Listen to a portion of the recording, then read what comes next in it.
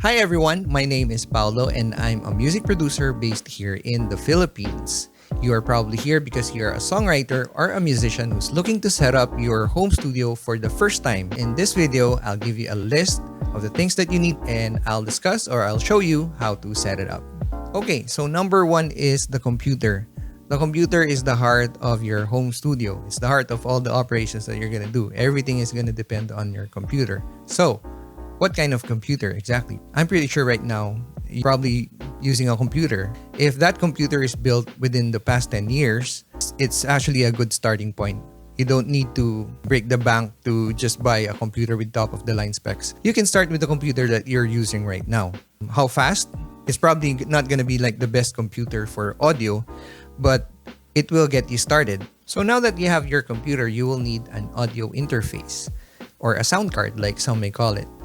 So what exactly is a sound card? You're probably using it right now on your laptop, but most likely that's not the sound card that we'll need for your home studio. The one that we need looks something like this. So what this sound card does is it translates the signal from your microphone or your instrument like a guitar or a bass into a digital signal for your computer to understand what you are playing or what I'm saying right now. Can't I just use the built-in sound card of my laptop or my desktop? The answer is technically yes, you can, but it will not have enough power, it will not be fast enough to convert the signals of your microphone or your instrument to be able to do a decent job on your computer. Because built-in sound cards are just made to be functional, like for watching movies or watching videos like this, or for you to be able to plug in your little headset to be able to be in Zoom meetings or whatnot. Big question now is, what interface should you actually buy? The answer is, there are a lot of good audio interfaces out there that's only around $100, $120, so there's somewhere around 5,000 pesos here in the Philippines.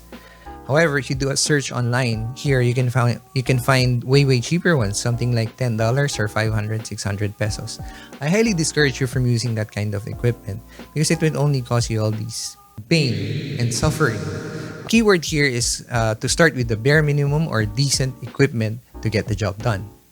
So basically, good audio interface under $200 or somewhere around 5,000 pesos is the Focusrite Scarlett 2i2. That's a very good, widely used audio interface. And the Native Instruments Complete Audio 6, the Steinberg UR242, and a lot more.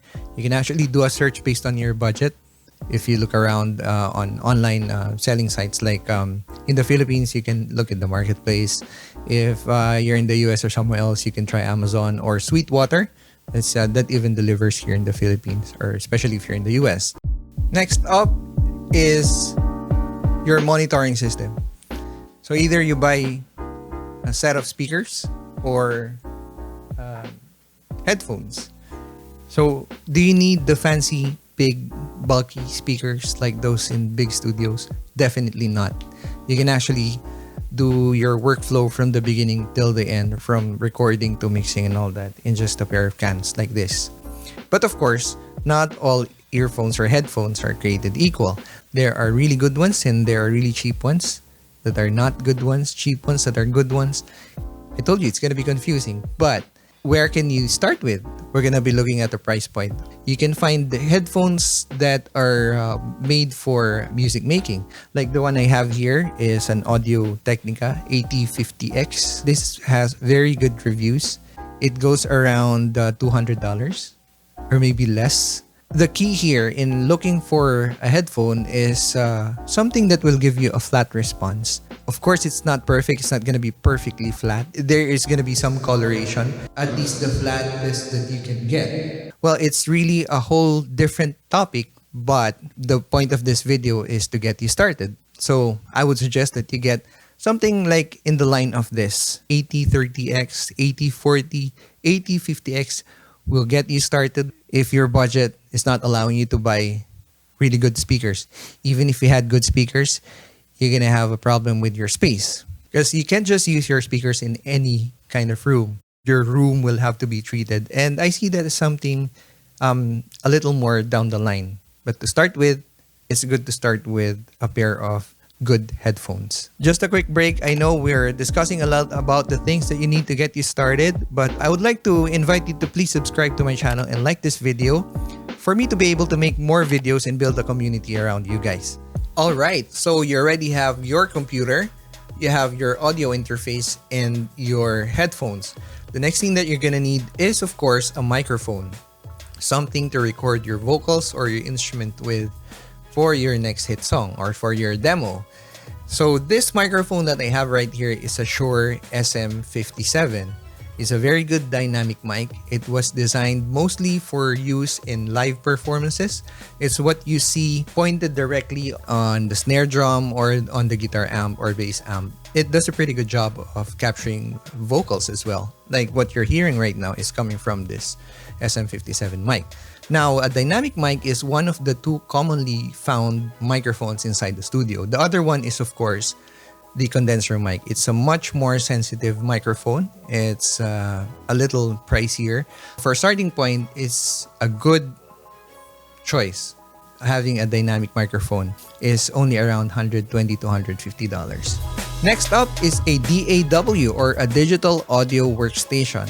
It's a software where you record your vocals, your guitar, and all the other instruments. It's what you install on your computer. Let's take a look at it.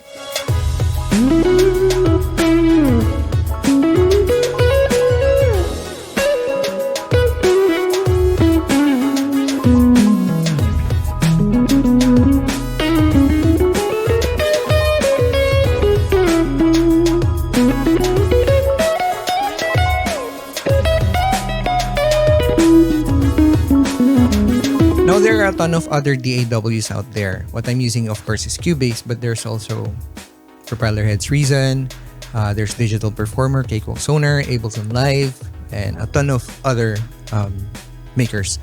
But of course, there are also differences. You'll find the right fit once you get to try one or two or three of them. Or maybe, might hit it on the first time.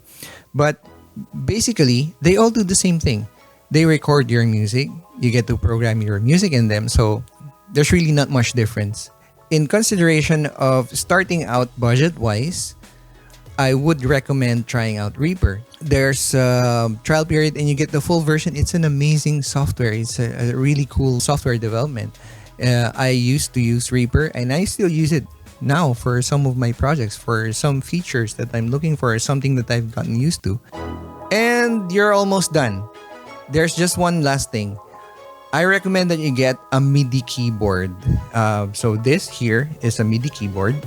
Charan!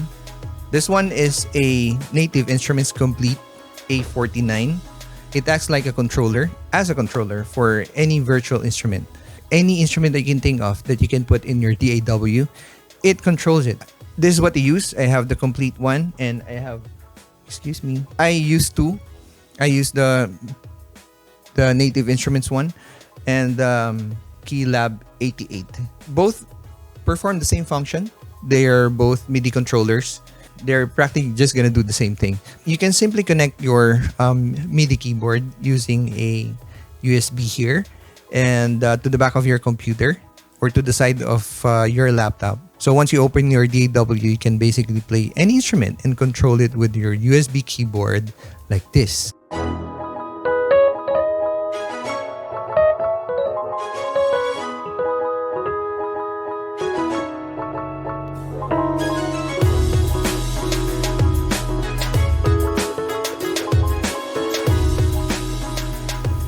And there you have it. A quick recap here. You're gonna need a computer, an audio interface, headphones, a microphone, a DAW, and a MIDI keyboard. How to set it up is actually very easy. First, install a DAW or a digital audio workstation on your computer.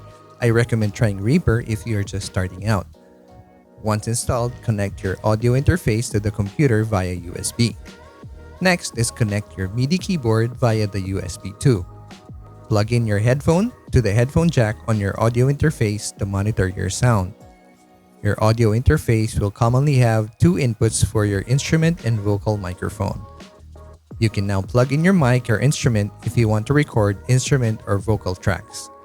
Fire up your DAW and explore. Now, if you want a more detailed discussion about starting your first record in your DAW, I have a video upcoming in the future. I hope I'll see you there too. Meantime, if you learned something from this video, please do like it and also subscribe. Also, please leave a comment if I left out any detail that you might want to talk about, and I'll be happy to get back to you. I'd love that you leave suggestions for future videos that you want me to do that we can talk about. I'd love to build a community around you guys. So thank you for watching it again, and I hope I have inspired some of you, if not all of you, to start making music or make music again. It's never too late to start. It's always a good time to start, and the best time is to start now. And thank you for watching. I hope to see you again in my next videos. Bye bye.